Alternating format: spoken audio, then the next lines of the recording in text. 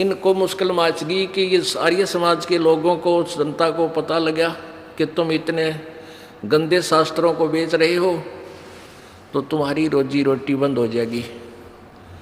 तो उन्होंने वही कार्य किया जो आज से 600 वर्ष पहले परमेश्वर कबीर जी के साथ उन नकली ब्राह्मणों ने किया था। राजा और प्रजा को भड़काया, झूठी साची लगाई। दुल्हा तो झूठ बोलता है, कबीर झूठ बोलता है। कहीं पर भी ब्रह्मा विष्णु महेश के विषय में किसी सदग्रंथ में नहीं लिखा वो उनके माता पिता हैं, वो नासवान हैं, वो तो अजरो अमर है, अविनाशी है। ये दुल्हा झूठ बोलता है, ये वेदों को नहीं जानता है, ये संस्कृत भाषा नहीं जानता, इसलिए झूठा है, कपटी है। तो उस समय तो जनता के यह बात जच गई, भैया बात तो सच्ची हो सकती है कि कबीर जी संस्कृत भाषा नहीं जानते। लेकिन कबीर जी असंख्य ब्रह्मांडों के सृजनहार। अच्छा, जैसे आप अपना कोई पिता है, माता है, कति अनपढ़ है, सारे बालकों के नाम जाने, बच्चों के सारे बेटियां के जाने, और बच्चों के भी नाम जाने कति अनपढ़ होते हुए, चाहे वो 50 हैं, उसके सारे के नाम बता देगा 1 मिनट में। उसमें संस्कृत की क्या जरूरत है? उन बच्चों के नाम चाहे संस्कृत में लिख लो, चाहे अंग्रेजी में लिख लो, तुम लिख लो, उसने तो वो बता ही दिए मेरे इतने बच्चे हैं, ये इतने मेरे संतान है, इतनी पुत्री, इतने इनके पुत्र। तो ऐसे परमात्मा ने वो सारी सृष्टि की रचना अपनी सिंपल लैंग्वेज में लिख रखी थी, और वही वेद व्यास जी ने संस्कृत में लिख दी। बात वही की वही है। अब जो ये दास आपको अब कथा सुनाना चाहता है, उसकी भूमिका बनी है 2.25 घंटे में। अब चाहिए 2 घंटे और इस दास को कंटिन्यूस आपको ज्ञान सुनाऊं। इब तो आपका अभी तक वो कह रहे ना, फाउंडेशन भरी है, नींव भरी है मकान उधर बनाने की। पुण्यात्माओं, जैसे ये नकली संत पंथ वो कहते हैं राधा स्वामी सबसे ऊंचा मुकाम है, वो परम धनी का नाम है वो विश्व, ये तो अटपट कितने मार ले 2 मिनट में, 1 घंटे में नरे सुनूकर तुम भी राजी मैं भी राजी है, मैं संत को और तुम जय जयकार करते चले जाओ। क्योंकि श्रद्धालु संत के वचनों पर अविश्वास नहीं किया करते, ये नियम है और होना भी चाहिए। लेकिन उस श्रद्धालुओं की उस श्रद्धा और भावना का दुरुपयोग कर लिया लोगों ने। इन झूठे नकली संतों, ऋषियों और महर्षियों ने हम उन श्रद्धालुओं की उस श्रद्धा का दुरुपयोग कर लिया कि कुछ भी बांट दिया, एंड बैंड। श्रद्धालु आँख मीच के बैठ गए। यूँ कहते थे भाई ये कोई विवाद का विषय नहीं होता, संत जो कहते हैं वो सही होता है, हमारे समझने में फर्क है। अरे इसमें समझने में क्या फर्क है? तो बिल्कुल क्लियर लिख रखा है, एंड बैंड उवा वाई बकरिया की तो सिर न पैर इनका। अरे ये हमारे सदग्रंथ वेद आज भी प्रमाण दे रहे हैं, और वही आंखों देखा संत बता रहे हैं। अब ये दास आपको कुछ ये बताना चाहता था कि एक समय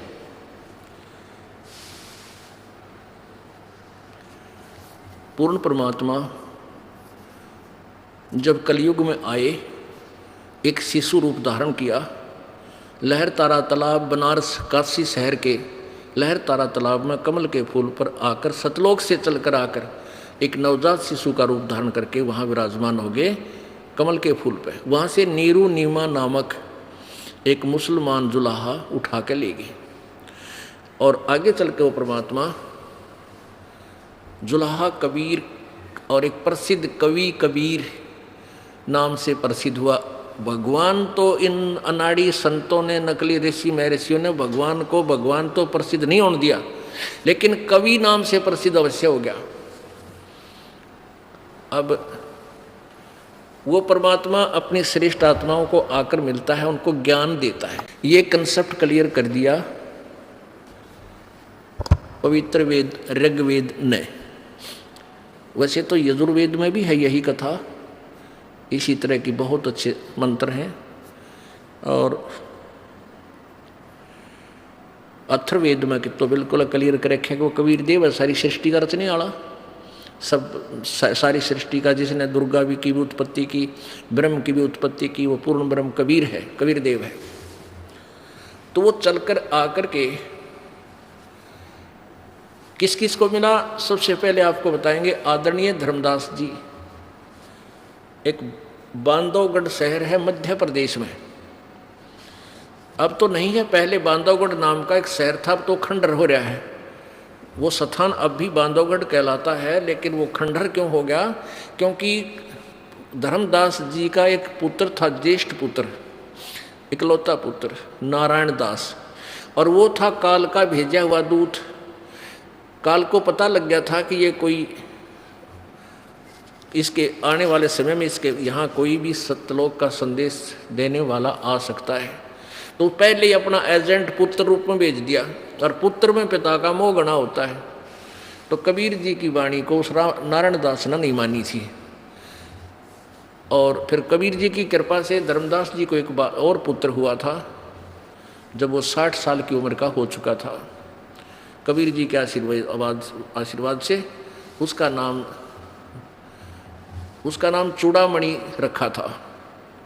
चूड़ामणि के साथ नारायण दास ऐसे द्वेष रखता था। नारायण दास श्री कृष्ण का पुजारी रहा, नारायण, और वो चूड़ामणि जी वहाँ से छोड़कर उसको कुर्दमाल चले गए थे। उसके बाद वो पूरा का पूरा शहर ही खत्म हो गया था, खंडर हो गया था, नष्ट हो गया था, गर्क हो गया था। ये दास उसको आंखों देखकर आया है, 8-7 भक्तों के साथ गया था। पहले वो बहुत अच्छा शहर बना हुआ था, उसमें बांधवगढ़ शहर के अंदर धर्मदास नामक एक महापुरुष पुण्यात्मा लाला जी के घर जन्म था, सेठ के घर जन्म था। और इतना सेठ बताते हैं उनके दादा और पिताजी को कि उस क्षेत्र के नवाब पर राजा पर जब कोई प्राकृतिक आपदा आ जाती, अकाल गिर जाता या कोई फ्लड आ जाती, तो वित्तीय सहायता लिया करता था धर्मदास के दादा और पिताजी से, धन लिया करता था अपना राज चलाने के लिए। और कहने का भाव यह है कि इतना सेठ व्यक्ति, इतना धन वाला व्यक्ति, फिर भगवान की चाह। धर्मदास जी को एक रूपदास नाम के हिंदू ज्ञान आधार से गुरु रूपदास जी मिले। उन्होंने धर्मदास जी को बताया कि श्री राम श्री कृष्ण का जाप कर, शंकर भगवान का नाम जाप किया कर, सेंसर नामा विष्णु का जाप किया कर, गीता जी का नित पाठ किया कर, एकादशी का व्रत रखा कर, और 68 तीर्थ का स्नान कर, पुत्र तेरे को स्वर्ग प्राप्ति हो जाएगी, तेरा मोक्ष हो जाएगा। ये स्वर्ग प्राप्ति कोई मोक्ष मानते हैं, और स्वर्ग प्राप्ति तो सबसे घटिया स्थान है इस जीव के साथ, पर सबसे बड़ा धोखा है। तो धर्मदास जी अपने पूज्य गुरुदेव रूपदास जी के आज्ञा अनुसार, उनके बता दिए गए ज्ञान अनुसार समर्पण भाव से 60 वर्ष की उम्र हो गई थी। अब सोच लिया था भाई अपना घूम फिर कर जब जैसे भी गुरुजी ने बताए हैं भगवान प्राप्ति करूँगा। तो वहाँ बांधवगढ़ से मथुरा में पहुँचे। बांधवगढ़ से मथुरा लगभग 800 किलोमीटर है, और वहाँ से पैदल चल के आई वो प्यारी आत्मा होय भगवान प्राप्ति के लिए। पहले था लाला जी, और ये दास अब गया था सन 2000 में उस बांधवगढ़ देखने के लिए। तो वहाँ मध्य प्रदेश में ऐसे खंडर से हैं, अब बड़ी बड़ी नदियाँ हैं, उन नदियों के ऊपर अब तक पुल बन गए हैं, और जंगलों के अंदर से ऐसे सड़कें बना रखी हैं, यानी अब गाड़ियाँ में जावा तो भी डर लगे, इसे लंबे लंबे बन हैं, उसमें ऐसे पहाड़ हैं उनके बीच के, गाड़ी की तो इधर से तो इधर से। और वो प्यारी आत्मा आज से 600 वर्ष पहले परमात्मा के लिए उन जंगलों को पार करता हुआ और पैदल चल के उन नदी नालों को पार करता हुआ मथुरा पहुंचा भगवान प्राप्ति के लिए। तो वहाँ मथुरा में उस जोड़ में, उस तालाब में जहाँ श्री कृष्ण जी, वृंदावन में जहाँ श्री कृष्ण जी वहाँ गौ चराया करते थे और वहाँ नहाया धोया करते थे उस तालाब में। और ये बता रखा है कि उस मथुरा के तालाब में यहाँ कृष्ण जी नहाया करते थे, आड़प नो करा करते थे, उसमें स्नान करने से मोक्ष बता रखा। ऐसे ऐसे 68 तीर्थों का स्नान पर भ्रमण करने की धारणा से, उद्देश्य से, टारगेट से धर्मदास जी चल पड़ा। अब मथुरा के तालाब में स्नान किया, स्नान करके फिर कुछ स्थान लिप्या, गाय के गोबर और मिट्टी से पानी मिला के कुछ सवत स्थान बनाया। स्नान करने के बाद एक लोटा भर के ले आप उसी जल से तालाब से, और श्री कृष्ण यानी श्री कृष्ण जी की मूर्ति ले रखी थी, वह मूर्ति के कपड़े उतारे, छोटी सी मूर्ति, उसके धोती कुर्ता मुकुट बाकट माला सारी रखा करते हैं कर्मकांडी, सब मूर्ति वो लोटा धर रखा पानी का भर के, कर्मकांड किया। श्री कृष्ण जी की मूर्ति को नवाया धोया, नए कपड़े पहना दिए। वो परमात्मा कबीर देव कबीर साहब उसमें काशी में प्रगट थे, सतलोक से चलकर बनारस में आए हुए थे, जुलाहिका की भूमिका कर रहे थे और अपना ज्ञान भी प्रचार कर रहे थे। वहाँ से अंतर्ध्यान हुए काशी से और मथुरा में पहुँच गए, वृंदावन में, जहाँ धर्मदास जी वो अपनी सुबह सुबह कर्मकांड कर रहा था, और वहाँ से 50 फुट की दूरी पर बैठ के एक मुसलमान महात्मा जिंदा का रूप बना के। जिंदा महात्मा कैसे होते हैं? सिर पर टोप गोल गोल सा और एक काला ओवरकोट काला, ये देखिएगा, ऐसा रूप बना के, ये ऊपर एक टोप और ये काला, और एक ही ओवरकोट है नीचे तक होता था, धोती दाती सारी एक है, ऐसे ऐसा वो टोप ऐसा ऊपर ऐसा होता था कैप, ऐसा बना कर के वेशभूषा वहाँ बैठ के धर्मदास जी से 50 फुट की दूरी पे। अब धर्मदास जी ने गीता जी का पाठ किया, गुरुदेव के आदेश अनुसार गीता जी का पाठ किया उस दिन, 7वां अध्याय पूरा। ये क्या करते हैं कि प्रतिदिन एक अध्याय आज पढ़ लिया, एक अध्याय अगले दिन पढ़ लिया, कोई ज़्यादा बड़ा है तो उसके 4-5 पृष्ठ पढ़ दिए, यानी इस प्रतिदिन स्वाध्याय से वो अपना कल्याण मानते हैं। और परमात्मा उसकी सारी क्रिया देख रहा था। अब धर्मदास जी ने देखा कि एक मुसलमान संत तेरी ज्ञान को सुन रहा है, तो उसने ऊंचे ऊंचे स्वर में गीता जी का ज्ञान पढ़ पढ़ कर सुनाया। धर्मदास जी ने सोचा था कि शायद इसका कल्याण हो जाए। परमात्मा कबीर जी ने सारे जो कुछ ने गीता जी में पढ़ा वो सुन लिया। तो फिर कबीर जी और निकट आकर बैठ गए उसके ज्ञान को सुनने के लिए। धर्मदास जी ने फिर और भी बहुत से अध्याय के कई अध्याय पढ़े, कई अन्य श्लोक भी पढ़े जो इम्पोर्टेंट टाइप थे। अब देखो पुण्यात्माओं, इस काल ने कैसे विलियन का रोल किया हुआ है। हम कबीर जी के बच्चे सारे कीड़ी से लेकर हाथी तक और रंग से लेकर राजा तक, ब्रह्मा विष्णु महेश तक, और हम सभी को इस काल ने इतना फूल बना रखा है, मूर्ख बना रखा है कि यही संसार है, ऐसे जन्ना मरना तुम्हारा स्वभाव है, और ये तेरी संतान, ये तेरी संपत्ति, ये तेरी कार, ये तेरी कोठी, बस इतना ही काम है। और फिर जब समय पूरा हो जाता है 1 सेकंड नहीं लाता, उसकी मृत्यु कर कर तपस्या पर भून कर खा लेता है। अब अपने बच्चों को अपने विषय में जानकारी देनी परमेश्वर को कितनी कठिन होगी। आज आपने सुबह भी सुना था, कल भी सुनाया था कि काल की और परमेश्वर की वार्ता हुई थी। इस काल ने ये कहा था कि कलयुग में इन प्राणियों को इतना कंडम कर दूंगा कि कोई तीर्थ पूजेगा, कोई धाम पे, कोई देवी देवताओं पर आरूढ़ होगा और तेरी एक नहीं सुनेंगे। इनको इतना कर दूंगा, तेरी एक नहीं सुनेंगे और मेरी ओर होकर वाद विवाद किया करेंगे तेरे साथ। कबीर जी से कहा, जोगजीत से कहा था, जो परमात्मा जोगजीत रूप में इस काल से मिले थे। तो अब देखो परमात्मा कबीर जी वहाँ आए, अपने बच्चे को अपनी शरण में लेना चाहते थे। उसको पता था यदि मैंने ये कह दिया कि धर्मदास तू गलत साधना कर रहा है, तू ब्रह्मा विष्णु महेश को अजर अमर कह रहा है, ये अजर अमर नहीं है, तो धर्मदास एक नहीं सुने और 36 बात सुना देता और विवाद पैदा कर देता। ये मुसलमान है, हमारे हिंदू धर्म के देवताओं को बुरा बताता है, पंगा पा दो। परमात्मा ने एक दास का रोल कराया, निकट आकर बैठ गए। सारी जब उसने क्रिया कर ली, ज्ञान गुण पढ़ कर सुना दिया, तब परमात्मा बोले कि हे महात्मा जी, क्योंकि श्री रूपदास जी वैष्णव साधु थे, विष्णु जी के उपासक, और अब धर्मदास जी ने भी घर से जो है उस उपदेश ले रखा था रूपदास जी से, तो वैसा ही वेशभूषा बना रखी थी। वैष्णव जैसे विष्णु उपासक होते हैं ना, भाई ऐसे तिलक ला रखा था, गले में एक माला डाल रखी थी।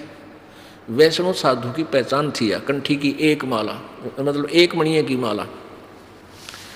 तो परमात्मा निकट जाकर बैठ के नो कहने लगे कि हे महात्मा जी, आपका ज्ञान मुझे बहुत अच्छा लगा, मुझे भी कुछ मोक्ष मार्ग बता दो। मैं बहुत संतों के पास घूम लिया, मुझे मेरी संतुष्टि नहीं हुई, आपका ज्ञान मुझे बहुत अच्छा लग रहा है, मुझे भी कोई ज्ञान बता दो, मेरा भी कल्याण हो जावे। अब धर्मदास जी ने सोचा भाई जिज्ञासु आदमी है, अब लागे बताना अपना वो होगा, अगर ना लागे कच्चा धुआं छोड़ना। क्या बताया कि मैं 68 तीर्थ का स्नान करता हुआ चल रहा हूँ, और मेरे गुरुजी रूपदास जी हैं वैष्णव परंपरा से, राम कृष्ण और शंकर भगवान विष्णु जी का हम जाप करते हैं, और गीता जी का नित्य पाठ करने से जीव मुक्त हो जाता है, और एकादशी का मैं व्रत करता हूँ। अब परमात्मा कहने लगे कि महात्मा जी नाराज मत होना, मैं कुछ शंका का समाधान चाहूँगा। धर्मदास जी बोले नहीं, बोल बोल, क्या कहना चाहता है, बोल भगत। परमात्मा कहने लगे कि आप एकादशी का व्रत करने के लिए कह रहे हो, इसका कहीं प्रमाण है? कहने लगे नहीं, मेरे गुरुजी ने बताया है। कबीर जी ने कहा कि जैसे आप गीता जी पढ़ रहे हो, हाँ जी, नित्य पाठ करते हो, नित्य पाठ करने से मोक्ष मानते हो, हाँ जी बिल्कुल सही है, मेरे गुरुजी ने बताया है। अगर ठीक है, एक किसान था और उस किसान को एक वृद्ध अवस्था में बालक बेटे की उत्पत्ति हुई, प्राप्ति हुई। तो उस किसान ने सोचा कि तेरी 60-65 साल की उम्र होगी, लड़का भी 5-7 वर्ष का है, तो कहीं ये आने वाले समय में अपने खेती के कार्य में मार ना खा जावे। अपना पूरा अनुभव लिख दिया, प्रत्येक क्रॉप का, प्रत्येक फसल का सीजन, समय, कितना बीज बीजना चाहिए, बीजने से पहले कितनी बार उसकी ज़मीन की गुड़ाई करनी चाहिए, पहले फर्स्ट वाटरिंग किस समय देनी चाहिए, यानी प्रथम से चाहिए, सब लिख दिया। और अपने पुत्र से कहा, बेटा मेरी मृत्यु के उपरांत यदि तू विचलित हो जावे तो मेरे इस अनुभव का लाभ उठाना, इसको तू डेली पढ़ लेना, इसको पढ़ लेना, इससे आपको ज्ञान होगा। तो धर्मदास जी वो किसान की मृत्यु के बाद किसान का पुत्र उसमें लिखे हुए पूरे अनुभव को डेली पढ़ता है। आज कुछ पढ़ लिया, अगले दिन कुछ पढ़ लिया, और वो किसान ने जैसे उसको बता लिख रखा है उसके अंदर, उसके अनुसार अपनी खेती नहीं बो रहा है, नहीं क्रिया कर रहा है, तो किसान का पुत्र क्या वो फसल प्राप्त कर सकता है? तो धर्मदास तड़ाक से जी बोला कि नहीं जी, कभी नहीं कर सकता। उसने तो अपने पिताजी के ने जो लिख कर दे रखा अपना अनुभव, उसको पढ़कर उसी तरह सारा कार्य करना चाहिए, उसके विपरीत नहीं करना चाहिए। तो परमात्मा बोले, आपकी गीता जी में व्रत को मनाही की है, गीता जी अध्याय नंबर 6 के श्लोक नंबर 16 में। अब धर्मदास जी का तो कंठस्थ याद थे, हाँ हाँ हाँ हाँ हाँ हाँ, तो क्या है, क्या लिखा था उसमें? परमात्मा ने बताया है कि इसमें लिखा है, अर्जुन यह योग न तो अधिक खाने वाले का और न बिल्कुल ना खाने वाले का। बिल्कुल ना खाना, व्रत रखना। देखिएगा पवित्र गीता जी, इसके अनुवादक हैं श्री जयदयाल गोविंद का, गीता प्रेस गोरखपुर से प्रकाशित है ये। अध्याय नंबर 6 का श्लोक नंबर 16, अध्याय नंबर 6 श्लोक नंबर 16। हे अर्जुन, यह योग यानी साधना भक्ति न तो बहुत खाने वाले का और न बिल्कुल न खाने वाले का अर्थात व्रत रखने वाले का, तथा न बहुत सोने वाले का और न ज़्यादा जागने वाले का सिद्ध होता है।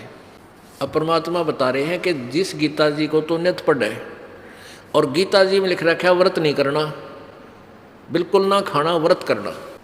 अब धर्मदास जी को जब जो ही ये बताया कि अध्याय नंबर 6 का श्लोक नंबर 16 में लिखा है कि यह योग न तो बिल्कुल न खाने वाले का और न ज़्यादा खाने वाले का, ना ज़्यादा सोने वाले का, ना घना जागने वाले का सिद्ध होता है, सिद्ध नहीं होता ये। अब धर्मदास का तो कंठस्थ याद थे श्लोक और ये सारा कुछ, कहने लगे हाँ, तुरंत खोल कर देखी, वहीं साथ ले रखे थे सारे ये गीता जी को। तो अब एकदम सिर मारा से सिर लाया, कहाँ बात तो ठीक है। एक बार ये दास सन 2004 में ऐसे राजस्थान के अंदर शहरों में शहर में जाके सत्संग कर रहे थे। तो उदयपुर शहर में हमने 4 दिन का सत्संग किया। तो उसमें हमने ऐसे प्रोजेक्टर नहीं था हमारे पास, टीवी था और ऐसे कैमरे से हम उनको दिखा रहे थे, गीता जी में देखो ऐसे लिखा ऐसे लिखा है। सत्संग करने के बाद ये दास नीचे बैठ जाता था चारपाई पर, इसे 100-200 भगत आते थे, वो अपना कोई शंका समाधान कराते तो आ जाते। तो वहाँ 5-4 भक्त आ गए, उनमें से एक रिटायर्ड प्रिंसिपल। अब इस दास ने जो गीता जी का अनुवाद सुनाया, 2-3 दिन वो सुनते रहे। तो एक retired principal MA Sanskrit PhD और भी कई भक्त थे, उनमें से एक बहन नाम लेने की इच्छुक, तो कहने लगी जी मैं व्रत ना छोड़ूं एकादशी का। और मैंने कहा आप गीता जी को मानते हो? कहाँ जी, गीता जी का रोज पाठ करती हूँ। मैंने कहा बेटी 6 अध्याय का 16वें श्लोक में ऐसे लिखा है। मेरे बोलने से पहले उस बेटी ने उस संस्कृत में श्लोक सुना दिया। तो बोली हाँ जी सही लिख रखा, सुना भी दिया संस्कृत और उसका अनुवाद भी सुना दिया। तो मैंने कहा आपने यो घोट रखा था, इसका पता नहीं था, इसमें इसका अर्थ क्या बनता है? वो बोली जी बात तो आपकी सही है। तो उसने तुरंत नाम ले लिया। एक वो बैठा था वहाँ पर प्रिंसिपल रिटायर्ड, वो कहने लगा जी आपने जो गीता जी का अनुवाद किया है ना, ओहो कमाल कर दिया। बोला ऐसा तो मैं ऋषि दानंद ने भी नहीं किया। अरे तरह मत ने किस्त तोल दिया। उसने क्या है ना मेरा था मैं ऋषि दानंद ने कहा मैं ऋषि दानंद ने भी नहीं किया ऐसा था। मत ठीक है भाई, बालक सो तुम बे। तो इतना था तेरी समझ में कि उसने कुछ 21 है बोला होगा दास। तो धर्मदास जी ने सुन लिया और पढ़ लिया और देख लिया, लेकिन वो अहम, वो अभिमान डाउन ना हुआ। फिर कहने लगा हम कोई जीव हिंसा नहीं करते।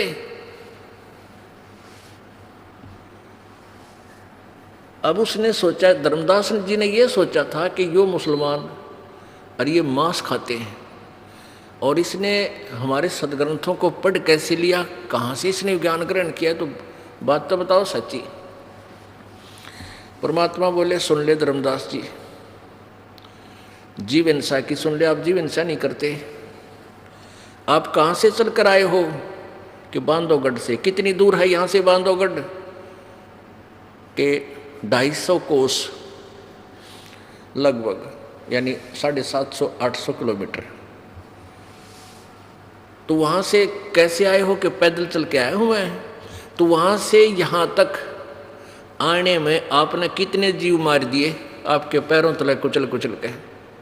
और जिस जोड़ में तू कल्याणार्थ आया है स्नान करने के लिए इस तालाब में, इसमें कितने जीव जंतु हैं। देख तेरे इस लोटे में, वो जल का लोटा वहीं रखा था, आधा पानी बचा हुआ जल। कहने लगे देख इसमें कितने जीव हैं, झांक इसके अंदर। और तूने स्नान करके इस जल में ऐसे लाखों जीवों का सत्यानाश कर दिया। और तू जीव हिंसा कहता, मैं जीव हिंसा नहीं करता। और जितने ये तूने ये लिपि है ना स्थान शुद्ध करने के लिए गोबर से और गारा से, इस स्थान में तूने करोड़ों जीव मार दिए सूक्ष्म। अब धर्मदास ने सोची भाई तो बड़ा निकम्मा आदमी टकराया सुबह सुबह, सारी उल्टी बात कह। फिर परमात्मा ने और भी बहुत सी ज्ञान बताया कि जैसे गीता जी के 7वें अध्याय को आपने पढ़ा और 7वें अध्याय के 12 से लेकर 15 श्लोक ने पढ़ के देखिए स्वामी जी। परमात्मा कहते धर्मदास जी को, अब देखिए पुण्यात्मा, श्रीमद् भगवत गीता जय दयाल गोविंद का द्वारा अनुवादित है, अध्याय नंबर 7 का श्लोक नंबर 12 से 15। और भी जो सतोगुण से उत्पन्न होने वाले भाव हैं और जो रजोगुण से तथा तमोगुण से उत्पन्न होने वाले भाव हैं, उन सब को मुझसे ही होने वाले ऐसा जान, परंतु वास्तव में मैं उनमें मैं और वे मुझ में नहीं है। अब इसका अर्थ क्या है कि यू काल भगवान गीता ज्ञान दे रहा है अर्जुन को और ये कह रहा है कि ये तो तीनों गुणों से, रजगुण ब्रह्मा से उत्पत्ति, सतगुण विष्णु से स्थिति और तमगुण शिव जी से जो संहार हो रहा है, इसका मुख्य कारण मैं ही हूँ, क्योंकि इसने ही इनको ड्यूटी दे रखी है। अपने स्वार्थवश 1 लाख मानव शरीरधारी प्राणियों को इसने खाना पड़ता है, अपने तीनों पुत्रों को ये विभाग बांट रखे और ये कहता कि मैं इनमें नहीं और ये मुझ में नहीं। ये इनसे न्यारा है, 21वें ब्रह्मांड में रहता है, इनको भी नहीं पता, वहाँ से इनको कंट्रोल करके और चला रहा है। रजगुण ब्रह्मा है, सतगुण विष्णु, तमगुण शिव जी। यहाँ से कंसेप्ट क्लियर होकर इस गीता जी के ये 4 श्लोक आपकी समझ में आओगे। देखिएगा,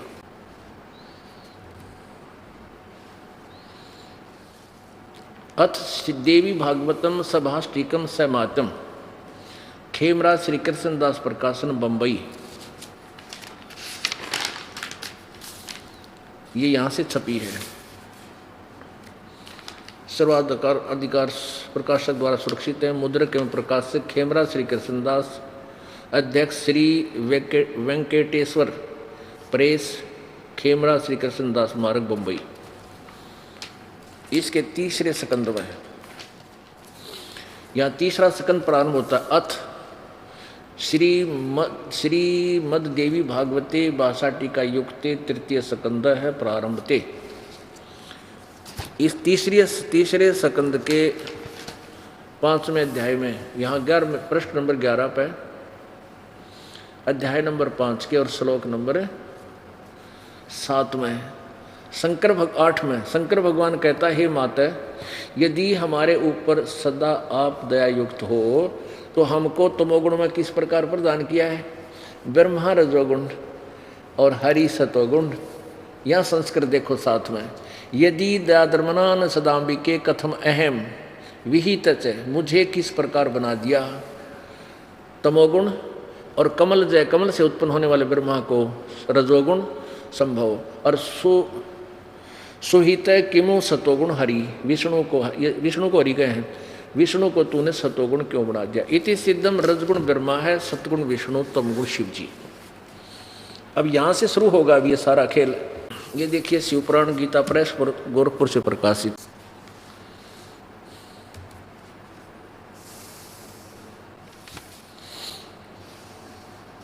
संपादक हनुमान प्रसाद पोदार, प्रकाशक हैं गीता प्रेस गोरखपुर, प्रकाशक हैं मुद्रक। इसके अब देखो 110 पृष्ठ पे ये कंसेप्ट क्लियर करना है कि ये काल कहता है ज्योति निरंजन कि ये रजगुण ब्रह्मा, सतगुण विष्णु, तमगुण शिव जी से जो कुछ भी हो रहा है ये इसका मुख्य कारण तो मैं ही हूँ, लेकिन मैं इनमें नहीं, मैं इनसे न्यारा हूँ। ये देखिए, ये है रुद्र संहिता अध्याय नंबर 9 और शिव महापुराण पृष्ठ 110 पे। इस प्रकार ब्रह्मा, विष्णु तथा रुद्र इन 3 देवताओं में गुण हैं, यानी रजगुण ब्रह्मा है, सतगुण विष्णु, तमगुण शिव जी, परंतु शिव ये काल गुणातीत माने गए हैं। अब ये देखिए यहाँ पर अब प्रश्न नंबर 101 पे, वे अपने सारे अंगों पर भस्म रमाए रहते हैं, उन काल रूपी ब्रह्म ने, ये काल रूपी ब्रह्म है, दो सदा चौथा है ये काल रूपी ब्रह्म। इससे हम इतना ही लेंगे, ज़्यादा नहीं। अब पढ़िएगा श्रीमद् भगवत गीता अध्याय नंबर 7 के श्लोक नंबर 12, 13, 14 और 15। इसमें स्पष्ट कर दिया परमात्मा ने कि देख धर्मदास, तू के पूजा कर रहा है। अध्याय नंबर 7 का अब पढ़िएगा श्लोक नंबर 12। अब समझ में आओगा आपके। और भी जो सतोगुण विष्णु से उत्पन्न होने वाले भाव हैं, जो सतोगुण से अर्थात विष्णु से उत्पन्न होने वाले भाव हैं यानी सती थी, और जो रजोगुण से सृष्टि यानी उत्पत्ति जीवों की, और तमोगुण से यानी संहार, इन सबको मुझसे ही होने वाले हैं ऐसा जान, परंतु वास्तव में उनमें मैं और वे मुझ में नहीं। आज आगे देखो 13वें में, गुणों के कार्य रूप सात्विक, राजस और तामस, इन तीनों प्रकार के भावों से यानी ब्रह्मा विष्णु महेश के ऊपर इन भाव से सारा संसार यानी प्राणी समुदाय मोहित हो रहा है, ब्रह्मा विष्णु महेश तक ही सीमित है। इन तीनों गुणों से परे मुझ अविनाशी को नहीं जानता, इन ब्रह्मा विष्णु महेश से ऊपर मुझ ब्रह्म को नहीं जानता, काल को नहीं जानता। चौथा देखो 14वां अध्याय 7 का श्लोक 14, क्योंकि यह अलौकिक अर्थात अति अद्भुत त्रिगुणमयी मेरी माया, रजगुण ब्रह्मा, सतगुण विष्णु, तमगुण शिव जी द्वारा फैला गया जाल, ये बड़ा दुस्तर है, बड़ी खतरनाक है। परंतु जो पुरुष केवल मुझको निरंतर भजते हैं, वे इस माया का यानी ब्रह्मा विष्णु महेश से ऊपर उठ जाते हैं, उल्लंघन कर जाते हैं। आगे देखो 15वां में, इस माया के द्वारा रजगुण ब्रह्मा, सतगुण विष्णु, तमगुण शिव जी, रजगुण ब्रह्मा, सतगुण विष्णु, तमगुण शिव जी रूपी माया द्वारा जिनका ज्ञान हरा जा चुका है, जो केवल ब्रह्मा विष्णु महेश तक ही सीमित है, इससे आगे किसी की बात सुनने को तैयार नहीं। वो आसुर स्वभाव, आसुर माने राक्षस, आसुर स्वभाव को धारण किए हुए मनुष्यों में नीच दूषित कर्म करने वाले मूढ़ मुझको नहीं भजते। ओहो, अब धर्मदास का कलजा पाट गया, रे तेरा गजब हो यो तो भाई गलत आदमी टकराया गया। ब्रह्मा विष्णु महेश को नासवान बताता है, और परमात्मा कहते हैं देख तेरी गीता में लिख रखा है। अब कैसे ये असुर स्वभाव के कहे गए हैं। एक समय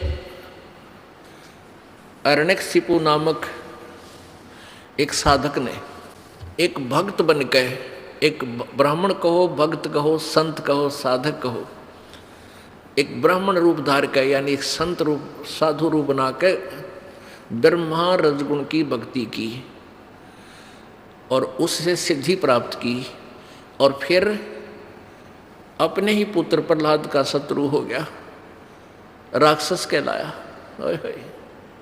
कहते हैं हिरणा को छाती तड़वाई और ब्राह्मण बाणा इसे कर्म कसाई। वो तो भगत को आवा था और फिर इसे जुल्म करने लग गया। तो रजगुण ब्रह्मा जी का उपासक हिरण्यकशिपु राक्षस कहलाया, मनुष्यों में नीच, जो अपने बेटे का भी दुश्मन बन गया। अब बताओ उसमें भी इस घटिया और के इंसान होगा। अब रावण ब्राह्मण था, भगत था, उसने साधना की शिव जी की, तमोगुण शिव की, सर्वविदित है। वह रावण राक्षस कहलाया और किसे जुल्म किए, पर स्त्री यानी त्रिलोक के अंदर जैसे दुर्गा है, दुर्गा त्रिलोक की जननी मानी जाती है, और उसी का अंश लक्ष्मी है। लक्ष्मी ही सीता रूप में आई हुई थी। अपनी ही माता का अपहरण किया, पत्नी बनाने की चेष्टा की, तो कैसे दुष्कर्म किए, राक्षस कहलाया, कुत्याली मौत मरा। एक भस्मागिरी नाम का साधक था, उसने शिवजी के कैलाश पर्वत पर उसके मकान के सामने, अपने महल के सामने, शिवजी के महल के सामने ऊपर को पैर करके नीचे न सिर करके 12 वर्ष तक सिरासन पर तप किया। मन में के दोष था कि भगवान शिव जी को प्रसन्न करके वचनबद्ध करके इससे ये भस्म कड़ा लूंगा। जो भस्म कड़े में ये गुण था जो भगवान शिव जी ने पहन रखा था, एक कड़ा, कि किसी के सिर पे उस कड़े को ऐसा करके भस्म शब्द बोलते ही वो जला देता था, नष्ट कर देता था। उसके मन में ये था कि भस्म कड़ा भगवान शिव जी से लेकर के शिव जी को मार दूंगा, पार्वती को पत्नी बनाऊंगा। इस उद्देश्य से 12 वर्ष तप किया। पार्वती जी के प्रार्थना पर भगवान शिव ने उस भस्मागिरी से पूछा कि महात्मा क्या मांगता है, मैं तेरे से प्रसन्न हूँ। भस्मागिरी ने कहा कि वचनबद्ध हो प्रभु, तब मांगू। भगवान शिव जी ने कहा भाई ठीक है, वचनबद्ध हो गया, मांग के मांगता है कि ये कड़ा दे दो आपका, भस्म कड़ा। भगवान शिव जी ने सोचा भाई साधु संत है, जंगल में रहता है, कोई पशु पक्षी हिंसक पशुओं से बचने के लिए मांग रहा होगा, निकाल कर दे दिया अगले बच्चा। और जो ही उसके हाथ में कड़ा आया और खड़ा हो गया, कहने लगा ले ओले शंकर जी त्यार, तुझे मारूंगा, हो होशियार, तेरे को तेरी हत्या करूंगा और पार्वती को पत्नी बनाऊंगा। हा हा हा हा उदांद्रे का डेवे। अब शंकर भगवान ने बोला राजा दोस्त, देखा भी तो बड़ा निकम्मा आदमी, युवती तेरे रहा करे, थारी बुद्धि दे काट है। और हाथ में कड़ा दिखा दिया, शिव जी ने तो डांक ठोक दी। अब शिव जी भगवान आगे आगे और चेला वो उपासक पाछे पाछे। अब दोनों जहाँ खखाटन थे जैसे झोटे के पीछे झोटा बाज लिया करें। अब पीछे आगे कहते हैं भगवान ने पार्वती रूप बनाकर उस भस्मागिरी को रोक लिया। पार्वती को देखते ही भस्मागिरी रुक गया, भगवान शिव जी की स्पीड ज्यों की त्यों। अब भस्मागिरी से पार्वती रूप में पार्वती ने कहा, भगवान ने पार्वती रूप में कहा कि आओ डांस करेंगे, मुझे डांस करके दिखाओ। भस्मागिरी कहने लगा मैं तो साधु संत भगत तपस्वी हूँ, डांस करना मुझे नहीं आता। पार्वती बोली आजा मैं सिखाऊंगी तेरे तय। इस हाथ को ऐसे कर, और उस कड़े ने चौकस ले रख दे, कोई ले जाए इसने, कड़े नहीं रखा हाथ नीचे भी भस्म कड़े को। पार्वती के रूप में भगवान बोला इस हाथ को ऐसे कर, इस पैर को आगे कर, इस हाथ को उस पर ला, और ऊपर कर, और ऊपर कर। जब सिर पा लिया ना वो कड़ाने वाली भस्म, और भस्मागिरी मारा। अब वो भस्मा असुर कहलाया, भस्मासुर। शिव जी का तमोगुण का उपासक, अपने भगवान के प्रति दुश्मन और अपनी माता को पत्नी बनाने के उद्देश्य से वो तप कराया। अपने आत्माओं देखना ये गीता जी कितना गुण ज्ञान दे रही है। अब एक कॉमन उदाहरण देते हैं आपको। एक बार अर्की पैड़ी पे कुंभ का पर्व हुआ, जैसे ईब हुआ था, 13-14 अप्रैल का। ऐसा एक कुंभ का पर्व हुआ, बहुत पहले की बात है। तो उसमें ये सारे गिरी पुरी नागा कनपाड़े, ये शिव जी के उपासक, और वैष्णो साधु विष्णु जी के उपासक, ये वहाँ स्नान करने के लिए हर की पैड़ी पर, उस पर भी मैं नहाने के लिए उद्देश्य से वहाँ पहुँच गए 2 दिन पहले। और सभी अलग अलग अपने अपने समुदायों में इकट्ठे हो गए। स्नान करने के समय उनका हेड तो आगे चलता है, वो पीछे पीछे स्नान करने के लिए चलते हैं, अलग अलग हजारों की संख्या में, अपने अपने ग्रुप में। तो सबसे पहले नागा जाकर के हर की पैड़ी पर नहाने की तैयारी करने लगे। पीछे से विष्णु जी के सतगुण विष्णु के उपासक वो आगे। उन्होंने कहा कि नागाओ तुम नंगो, तुम पहले मत नहाना, पहले हम नहाएंगे, हम सर्वश्रेष्ठ हैं। ये नागा श्री विष्णु शंकर जी के उपासक तमोगुण के, वो कहने लगे नहीं, हम पहले नहाएंगे, हम सर्वश्रेष्ठ हैं, हम प्रथम स्नान करेंगे, हम त्यागी और बैरागी हैं, हम निइच्छा हैं, हम किसी वस्तु की चाह नहीं करते, हम वस्त्र भी नहीं रखते हैं। अब वैष्णु साधु कहने लगे तुम काहे के श्रेष्ठ हो, पशु की तरह नंगे फिरते हो, तुम नहाते ना, टट्टी के हाथ भी ना धोते, शरीर फिर दो, उल्टे हो जाओ, नहीं तुमने तुम्हारी खैर नहीं है। अब वो तमोगुण के उपासक, उन पर इतनी टार कड़े उठे थी, जब वह मुँह फेर लिया, अब आ जाओ पहले तुमने संवारेंगे।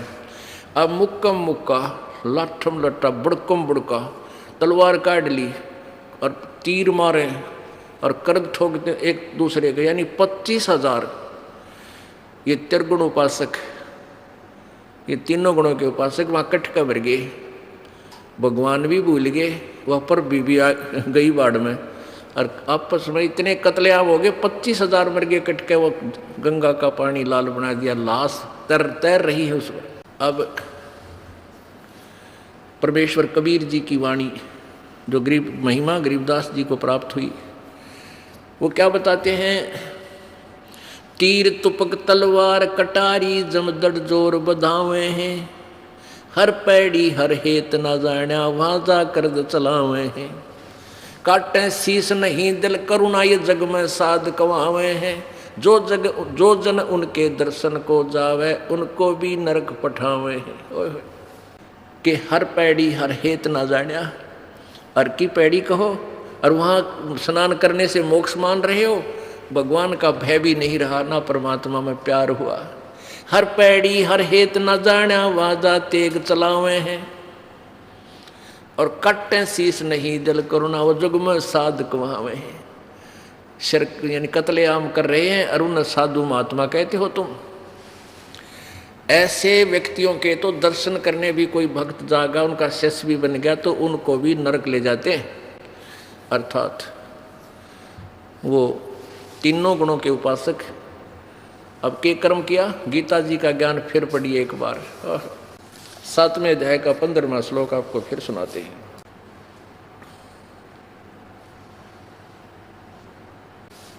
ये देखिए 15वां श्लोक। इस त्रिगुणमयी माया, ये त्रिगुणमयी मेरी माया बड़ी दुस्तर है। जो पुरुष मुझको निरंतर भजते हैं, ये माया का उल्लंघन कर जाते हैं, यानी इनसे ऊपर उठ जाते हैं, जो ब्रह्म साधना करते हैं। ये 14वें में है। 15वें में क्या लिखा है कि इस त्रिगुणमयी माया, रजगुण ब्रह्मा, सतगुण विष्णु, तमगुण शिव जी के द्वारा ही जिनका ज्ञान हरा जा चुका है, इनसे ऊपर वो किसी की साधना मानते ही नहीं, ना करते, ना सुनने को तैयार, इन्हीं की उपासना करते हैं। वो असुर स्वभाव को, राक्षस स्वभाव को धारण किए हुए मनुष्यों में नीच और दूषित कर्म करने वाले मूढ़ लोग मुझको नहीं भजते। क्योंकि अब भजने के लिए कहा है, तो इस किस्से से सिद्ध है कि ब्रह्म अब ये तीनों गुण भी भजने वाले हैं। अभी आपको कंसेप्ट क्लियर कर ही दिया कि रजगुण ब्रह्मा है, सतगुण विष्णु, तमगुण शिव जी। पुण्यात्माओं, जैसे हमने लोक वेद के आधार से श्री राम, श्री कृष्ण जी, श्री ब्रह्मा, श्री विष्णु जी, श्री शंकर जी, इनको पूर्ण परमात्मा मान रखा था, और इनके बारे में लोकवेद इतना सुन रखा था, 1 से 2 से 1000 से 10,000 से लाखों से एक ही टाइप की कथा सुन रखी थी। तो हमें कोई डाउट नहीं था कि ये भगवान को ना, हमें ये ज्ञान ये नहीं, ये भी कोई डाउट नहीं था कि ये ब्रह्मा विष्णु महेश अविनाशी को ना, अविनाशी नहीं है। हम इससे भी ये कोई शक नहीं था, कोई शंका ही नहीं थी। तो उनके विषय में जिसने भी कोई जैसे सांगिया न सांग बनाए, तो वह भी हमने अच्छे लगे। किसी ने कथा सुनाई सुदामा और कृष्ण की, वह भी अच्छी लगी। और किसी ने कैसा ही ज्ञान दे दिया इन भगवानों के बारे में, हमें नो ऑब्जेक्शन था और प्यार से सुनते थे। हाँ, ऐसा ही है। अब विष्णु, भगवान कबीर जी को परमात्मा परमात्मा सिद्ध करने के लिए ये 2-2, 3-3 घंटे का सत्संग, ये प्रमाण ढेर सारे आपको दिखाने पड़ते हैं। और इन सब को रह कर इसलिए दिखा रहा है ये दास कि आपको इतना रंग दूं, आपके मन में नो ऑब्जेक्शन हो जाए कि कबीर भगवान को ना, कोई नो के परमात्मा कबीर नहीं है, आप उनकी कति नहीं मानो। और एक बार जब यू ज्ञान पूरे जन जन तक पहुंच जाएगा, फिर इस दास का यू काम हल्का हो जाएगा। फिर इन वेदों और पुराणों और इनके दिखाने की मुझे आवश्यकता नहीं पड़ेगी। फिर तो एक साधारण से आपको प्रवचन किया करेंगे और सबके हृदय में ये समा जाएगा कि गुरु जी जो, महाराज जी जो बात करें वो सच्ची है। और अब ये है कि जो दास मौखिक सुनाता है तो लगता है झूठ बोल रहा है, झूठ बोल रहा है, और जब ये प्रमाण सामने करता है तो दांता तरह उंगली दबाते हो। अब धर्मदास जी ने सोचा कि भाई ये तो अच्छा नालायक टकराया सुबह सुबह और बात सारी सच्ची के, लेकिन वो अभिमानवश ना माने कि नहीं हमारा ज्ञान श्रेष्ठ है, हमारे गुरुजी ने बता रखा। अब गुरुजी ने तो उल्टा पेड़ा पढ़ा रखा, 2 दूना 6 पढ़ा रखा तेरे, तो ईब करके कैलकुलेशन देख ले। तो कहने लगा बाबा जी ए जिंदा तू घना ना बोला है, तेने मेरा दिल दुखा दिया, तेने पाप लगेगा। तो ब्रह्मा विष्णु महेश को नासवान बताता है। परमात्मा बोले भाई मैं ना बताता, ये तुम्हारे इतिहास बताओ इनके, देख देवी भागवत पढ़ के देख, 3रे सकंद में पढ़ ले महात्मा जी इस तुम्हारी देवी पुराण में। देखिए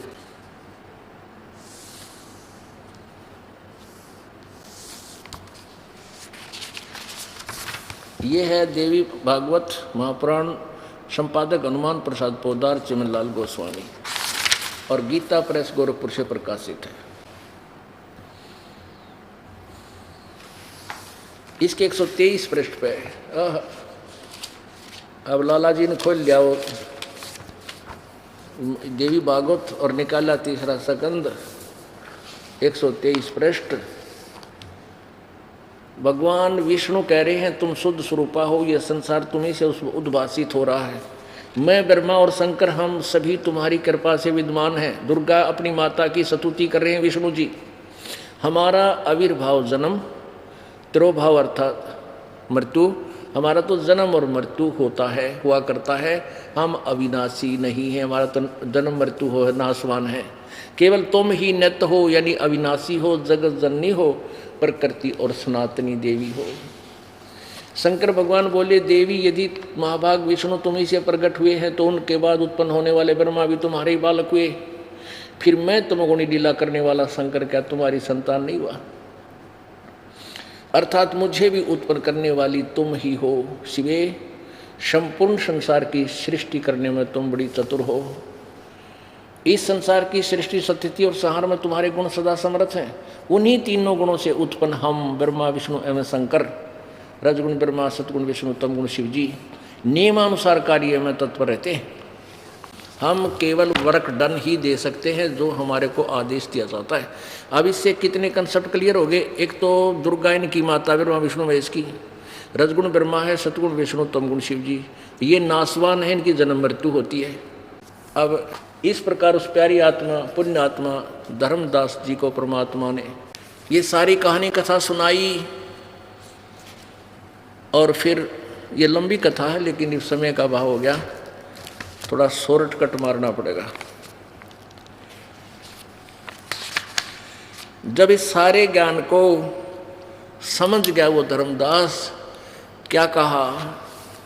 भक्ति दान गुरु दीजियो देवन के देवा हो। भक्ति दान गुरु दीजियो देवन के देवा हो। जन्म पाया भूलूं नहीं करहूं पद सेवा हो। जन्म पाया भूलूं नहीं करहूं पद सेवा हो। भक्ति दान गुरु दीजियो देवन के देवा हो। भक्ति दान गुरु दीजियो देवन के देवा हो। तीर्थ व्रत मैं ना करूँ ना मंदिर पूजा हो। तीर्थ व्रत मैं ना करूँ ना देवल पूजा हो। मनसा वाचा कर्मणा मेरे और न दूजा हो। मनसा वाचा कर्मणा मोरे और न दूजा हो। भक्ति दान गुरु दीजियो देवन के देवा हो।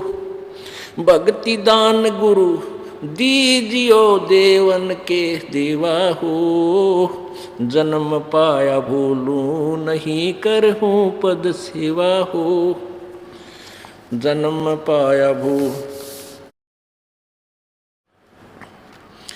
अष्ट सिद्धि और 9 निधि बैकुंठ का वासा हो। अष्ट सिद्धि और 9 निधि बैकुंठ का वासा हो। सो मैं तुमसे नहीं मांगता सब थोथरी आशा हो। सो मैं तुमसे नहीं मांगता सब थोथरी आशा हो। भक्ति दान गुरु दीजियो देवन के देवा हो। भक्ति दान गुरु दीजियो देवन के देवा हो। जन्म पाया भूलूं नहीं करहूं पद सेवा हो।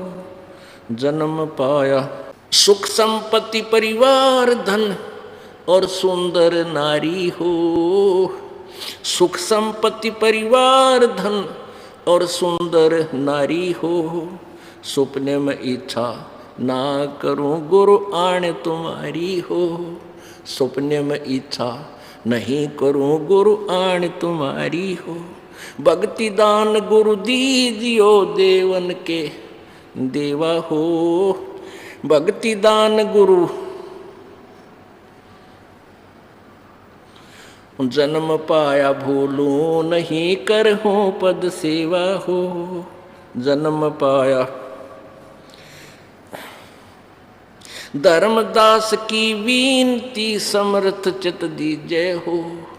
धर्मदास की विनती समर्थ चित दीजो हो। यो आना जाना निवार के अपना कर लीजो हो। ये आवन जावन निवार के अपना कर लीजो हो। भक्ति दान गुरु दीजियो देवन के देवा हो। जन्म पाया भूलूं नहीं करहूं पद सेवा हो। धर्मदास की विनती समर्थ चित दीजो हो। धर्मदास की विनती समर्थ चित दीजो हो। यो आना जाना निवार के अपना कर लीजो हो। यो आवन जावन निवार के अपना कर लीजो हो। भक्ति दान गुरु दीजियो देवन के देवा हो। भक्ति दान गुरु दीजियो देवन के देवा हो। जन्म पाया भूलूं नहीं कर हूँ पद से